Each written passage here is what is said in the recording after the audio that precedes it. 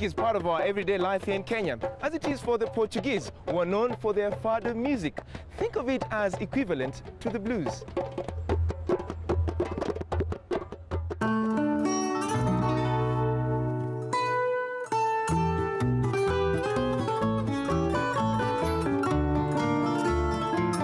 Mora num beco da Alfama e chamou-lhe a madrugada, e chamou-lhe a madrugada. Some say that Fado came as a dance from Africa in the 19th century and was adopted by the poor on the streets of Lisbon. Others say it started at sea as homesick sailors sang of their loneliness. But the most commonly accepted explanation is that it came from the songs of the Moors. Eu julgo que estas lamúrias, os lamentos. I think that these whinings, these weepings are related to the Moorish songs from the time when parts of Lisbon were under the domination of the Moors. At the beginning of the 19th century, it's when people started to sing it in the taverns and streets of the city, using the fado to express the pains of living under deep poverty. It's true that all these traditions had a great influence and contributed to the Fado appearance. But for me, these are just ingredients, because this style of music was cooked. I mean, it was born in Lisbon. This style of music was born here as an urban form of music. Fado music is the heart of the Portuguese soul. Literally, fado means fate. But as with many other Portuguese words, it implies so much more. Cantar o fado está ligado às emoções. Singing fado is singing the human emotions, such as love, jealousy. Lyrics evoke longing, hopelessness and futility. Fado evokes saudade, a word that defies direct translation. Saudade implies longing and passion.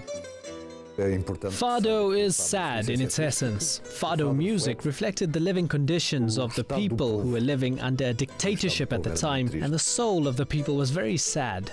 Fado was also the earthy music of taverns, brothels and street corners. In these small bars and cafes, people would get up and sing in a spontaneous manner. One of the most famous names in Fado was Maria Severa. Maria Severa Onofriana is a mythical figure in the history of Fado. She lived between 1820 and 1846. She was a prostitute that became famous for a lovely voice and became the most famous Fado singer due to a forbidden love relation with the Count of Vimioso.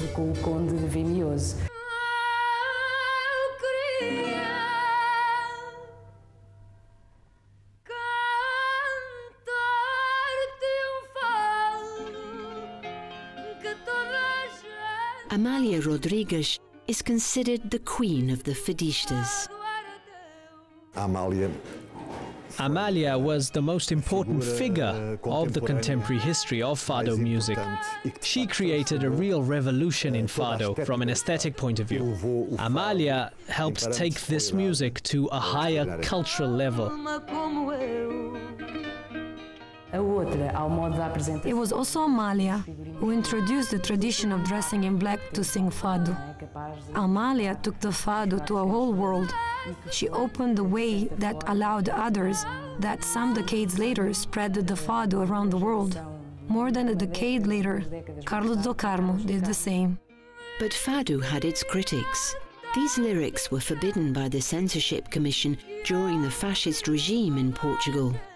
In 1927, with the implementation of censorship, Fado suffered a series of forced changes. Fado had nothing to do with the fascist regime. On the contrary, the leaders of the fascist regime had always tried to use the Fado because it was very popular.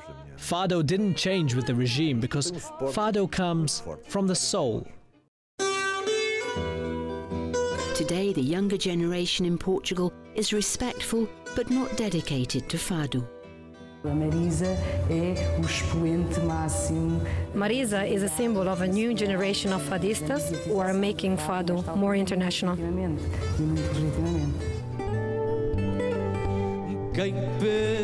Dressed in black, a fadista stands in front of the musicians and communicates through gesture and facial expressions.